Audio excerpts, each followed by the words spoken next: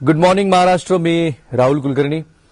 मृग नक्षत्र सुरू व्हायच्या आधीपासून मराठवाड्यामध्ये पावसाचं सुखद असं आगमन झालेलं आहे आणि गेले 8-10 दिवस झालं मराठवाड्याच्या कोणत्याही जिल्ह्यामध्ये सूर्यदर्शन झालेलं नाही. आज सुद्धा तशीच परिस्थिती आहे. इनफॅक्ट आजही सूर्यदर्शन होणार नाही अशीच अवस्था आहे. नांदेडकरांना नांदेड मुंबई या विमानसेवेची प्रतीक्षा आहे. भाजपासाठी जालना जिल्ह्यामध्ये एक राजकीय अडचण करणारी घटना घडली. या सगळ्यांचा आपल्याला वेगवान आढावा घ्यायचा आहे मराठवाडा एक्सप्रेसमध्ये. महाराष्ट्राच्या वेधशाळेनं मराठवाड्यामध्ये अतिवृष्टी होईल असा अंदाज व्यक्त केलाय आणि खरं म्हणजे हा अंदाज व्यक्त केला होता काल मध्यरात्रीपासून, परंतु त्याच्या आधीपासूनच मराठवाड्याच्या बीड, नांदेड, उस्मानाबाद आणि लातूर या जिल्ह्यामध्ये काही भागामध्ये अतिवृष्टी झालेली आहे. तेरणा नदीला 7 वर्षानंतर काही भागामध्ये पहिल्यांदा पाणी आलंय. ही परिस्थिती पाहता आणि पुणे वेधशाळेनं दिलेला इशारा पाहता बीड, लातूर, औरंगाबाद आणि उस्मानाबादच्या जिल्हाधिकाऱ्यांनी आपापल्या प्रशासनाला ढगफुटीसारख्या तत्सम गोष्टीला सामोरे जाण्याचे आदेश दिलेले आहेत. हा सावधानतेचा इशारा आहे आणि म्हणून ज्या ठिकाणी नदी, नाले, ओढे आहेत त्या ठिकाणी नागरिकांनी जाण्याचं टाळावं. विजा चमकत असतील तर खुल्या मैदानामध्ये थांबू नये अशा अर्थाचा इशारा देण्यात आलेला आहे. तुर्तास तरी मान्सूनचं आगमन मराठवाड्यासाठी फार आनंददायी आहे.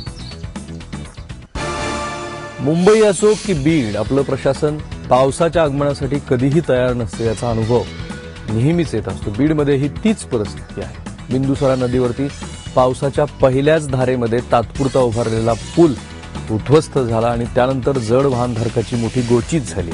कारण हा पूल अडचणीत आल्यामुळं या रस्त्यावरची वाहतूक ही शहराच्या अनेक महत्वाच्या भागाकडे वळवण्यात आली आहे आणि त्यामुळे बीड शहरामध्ये दर 10 मिनिटाला चक्क मुंबईसारखा ट्रॅफिक जामचा अनुभव येत आहे. आणि वाहनधारकांची अडचण अशी आहे की मांजरसुंबा ते बीड हे जे 20 किलोमीटरचं अंतर आहे, हे अंतर आता या नवीन मार्गावरून वाहतूक वाढवल्यामुळं तब्बल 30 किलोमीटरनी वाढून 50 किलोमीटर एवढं झालेलं आहे. बीड शहर मान्सूनसाठी अजिबात प्रिपेअर नाहीये हे सातत्यानं लक्षात येत असून सुद्धा नगरपालिका किंवा सार्वजनिक बांधकाम विभाग काहीही तयारी करत नाही हे वारंवार दिसून येत आहे. पंतप्रधानांनी नांदेडवरून हैदराबादसाठी विमानसेवा सुरू केली उडान सेवेअंतर्गत, परंतु नांदेडकरांना ज्या विमानसेवेची प्रतीक्षा आहे नांदेड मुंबई, त्याची मात्र 3 वेळेला तारीख फक्त घोषित झाली आहे. विमानसेवा काही सुरू होत नाही. याआधी तिथं असलेल्या एका टॉवरमुळे या विमानसेवेला अडचण आली होती. नंतर त्या टॉवरच्या अडचणीचाही जो संबंध होता तो दूर झाला, परंतु त्यानंतर सुद्धा 3 तारखा जाहीर होऊनही नांदेडवरून मुंबईला विमानसेवा सुरू झालेली नाही. खरं म्हणजे यापूर्वी जी नांदेड मुंबई विमानसेवा सुरू होती तिला प्रवाशांचा चांगला प्रतिसाद मिळत असून सुद्धा प्रायोरिटी बेसवरती मुंबई ही विमानसेवा नांदेड हैदराबादच्या आधी सुरू व्हायला हवी होती अशी नांदेडकरांची मागणी आहे. बघूया आणखी किती दिवस लागतात ही विमानसेवा सुरू व्हायला. जालना जिल्ह्याच्या अंबड नगरपालिकेत थेट जनतेतून निवडून आलेल्या भाजपच्या नगराध्यक्षा संगीता कुचे यांचं नगराध्यक्षपद धोक्यात आलंय. कारण पराभूत झालेल्या काँग्रेसच्या उमेदवारांनी 2001च्या कट ऑफ डेट नंतर संगीता कुचे यांना तिसरं अपत्य झाल्याची तक्रार जिल्हाधिकाऱ्यांकडे केली होती. या तक्रारीमध्ये तथ्य असल्याचं जिल्हाधिकाऱ्यांना आढळून आल्यामुळे संगीता कुचे यांचा नगराध्यक्षपदाचा कारभार काढून घेण्याची कारवाई जिल्हाधिकाऱ्यांनी केली आहे. खरं म्हणजे खूप वर्षानंतर अंबड नगरपालिकेमध्ये भाजपची सत्ता आली होती. विशेष म्हणजे संगीता कुचे यांच्या विरोधामध्ये जालना आणि औरंगाबाद या दोनही जिल्ह्यातल्या मतदार यादीमध्ये त्यांचं नाव असल्याची एक स्वतंत्र तक्रार सुद्धा दाखल करण्यात आली आहे. आज शाळा प्रवेशाचा पहिला दिवस.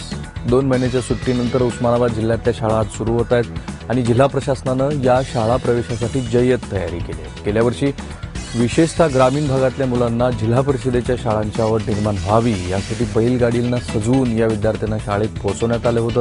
त्यासाठी शिक्षणाधिकारी सचिन जगताप यांनी पुढाकार घेतला होता.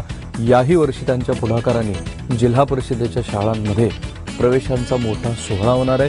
विद्यार्थ्यांना गुलाबाचे फुलं दिले जाणार आहेत. महत्त्वाचं म्हणजे जिल्हा परिषदेच्या शाळांची उपस्थिती वाढावी, त्यांचा प्रवेश वाढावा यासाठी जिल्हा शिक्षण विभागाने जे वेगवेगळे उपक्रम केले त्यामुळे या जिल्ह्यातल्या शाळांमधली प्रवेश क्षमता वाढलेली आहे. विद्यार्थ्यांचा ओढा सुद्धा वाढला आहे आणि ते लक्षात घेऊन अनेक ठिकाणी लोकसहभागातून जिल्हा परिषदांच्या शाळांचं रूप बदलण्यात आलंय.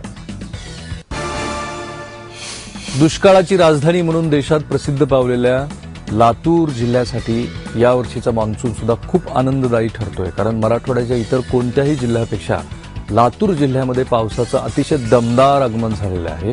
आणि औराद शहाजनी, जो की लातूरच्या सीमेवरचा कर्नाटकाशी जोडणारा भाग आहे, तिथल्या मांजरा नदीला तेरणा नदीला अतिशय चांगलं पाणी आलंय. खरं म्हणजे पावसाळ्याच्या सुरुवातीलाच तेरणा नदीला एवढं छान पाणी यावं याचा आनंद लोकांना झालाय. आणि लातूर जिल्ह्याच्या अनेक भागामध्ये, विशेषतः निलंगा, औसा, उदगीर, रेणापूर आणि लातूर ग्रामीण या भागामध्ये पेरण्यांना सुद्धा सुरुवात झालेली आहे. त्यामुळे लातूरकरांचा देशाची दुष्काळी राजधानी ही जी ओळख आहे, ती ओळख यावर्षी तरी किमान राहणार नाही, अशी आशा लातूरकर